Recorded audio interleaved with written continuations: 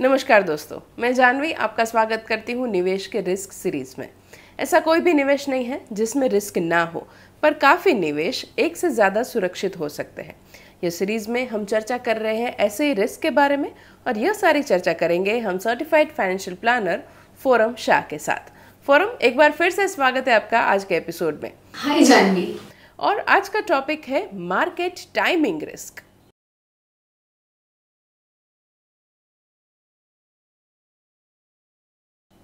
Firm, सबसे पहले पूछना चाहूंगी कि लोग मार्केट टाइमिंग को देखकर अपने निवेश बदल लेते हैं, क्या यह सही तरीका है? आमतौर पर ये कॉन्वर्सेशन बहुत ही कॉमन है कि आजकल मार्केट में क्या चल रहा है, कहाँ जाएगा मार्केट का लेवल्स, ये सब एक बहुत ही कॉमन कॉन्वर्सेशन है।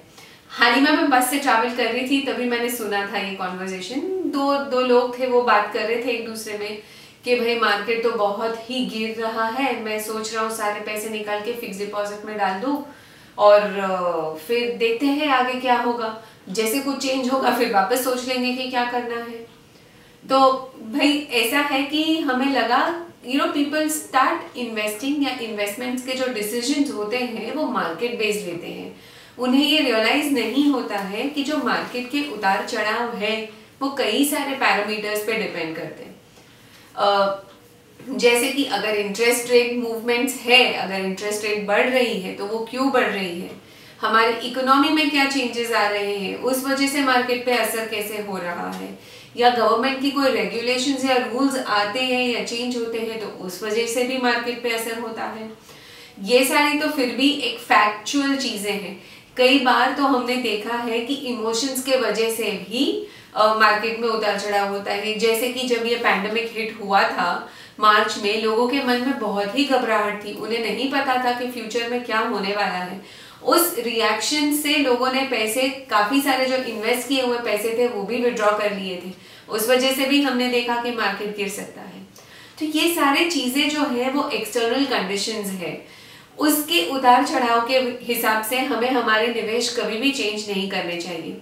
मेरी एक फ्रेंड ने मुझे सवाल पूछा था कि फोरम, मार्केट आगे जाके क्या करने वाला है, मतलब ऊपर जाएगा नीचे जाएगा, मैं क्या करूं मेरे इन्वेस्टमेंट्स के लिए। तो मैंने उसे एक ही जवाब दिया था कि जब हम एक ट्रिप पे गए थे तो बीच में हमारी कार पंक्चर हो गई थी। तो मैंने उसे बताया कि अगर जब हमारी कार पंक्चर हुई थी तो हमने हमारा डेस्टिनेशन नहीं चेंज किया था, हमने वहां पे स्टॉप लेके वो पंक्चर रिपेयर करवाया और फिर आगे जर्नी के लिए बढ़े। तो उसी तरीके से मार्केट में तो रिएक्शंस आते ही रहेंगे।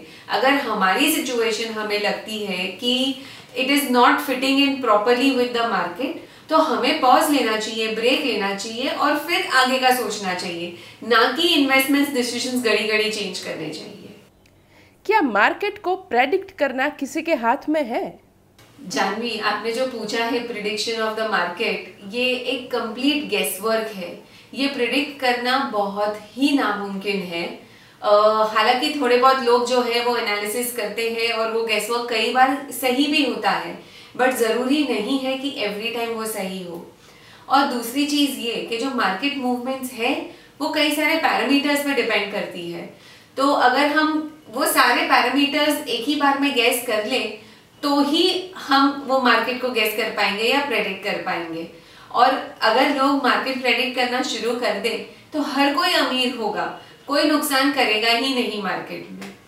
एक किस्सा याद आता है इस केस में कि अगर किसी क्लाइंट के घर हमें पता था कि नेक्स्ट मंथ शादी आने वाली है, तो अभी जो मार्केट क्रैश हुआ है उस वजह से वो शादी नहीं कैंसिल करेंगे या शादी के कोई फंक्शन भी नहीं कैंसिल करेंगे।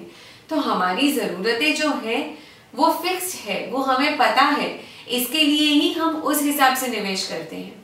और हाँ, ऐसा भी होता है कि लोग बोलते हैं कि 8-10 साल के बाद जब हम आज से निवेश कर रहे हैं कि ये कंपनी थोड़े साल के बाद अच्छा परफॉर्म करेगी, तो वो एक इन्फॉर्म्ड डिसीजन है।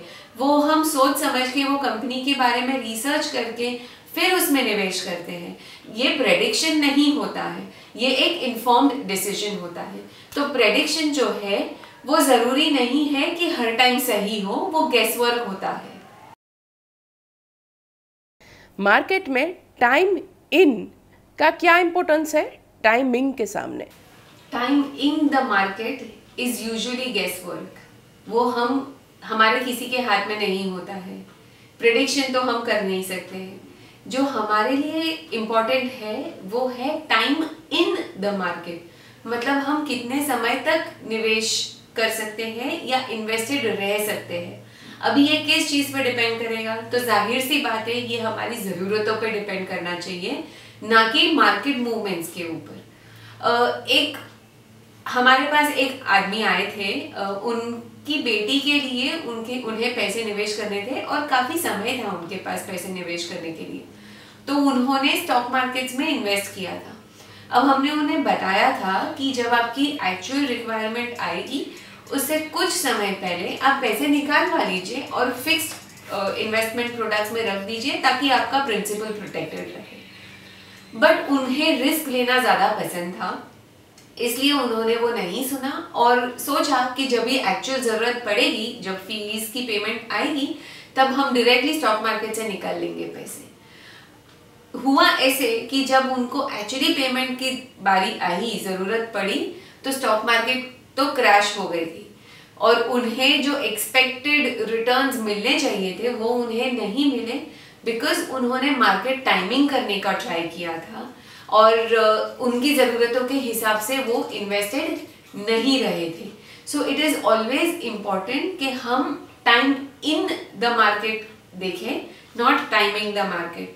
और हाँ, एक और चीज़, इन्वेस्टर को जो रिटर्न्स मिलती है वो उनके बिहेवियर पे डिपेंड करती है और वो जो असेट्स चूज करते हैं जहां उन्हें निवेश करना है, डेफिनेटली उस पर तो निर्भर करता ही है, मगर हमारे बिहेवियर पे भी वो निर्भर करता है कि हम जो है कैसे रिएक्ट करते हैं कोई अगर उतार चढ़ाव जो होती है उसके ऊपर।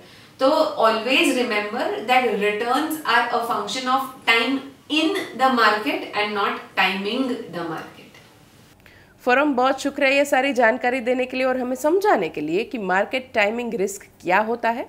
और अंत में आपको बता दें, ये सीरीज सर्टिफाइड फाइनेंशियल प्लानर और लेखक गौरव मशरूवाला की किताब इन्वेस्टमेंट रिस्क के ऊपर से बनी है, जो आप अमेजोन और अन्य ऑनलाइन साइट पर से खरीद सकते हैं। अगले एपिसोड में डाइवर्सिफाई न करने के रिस्क के ऊपर चर्चा करेंगे। तब तक के लिए नमस्कार।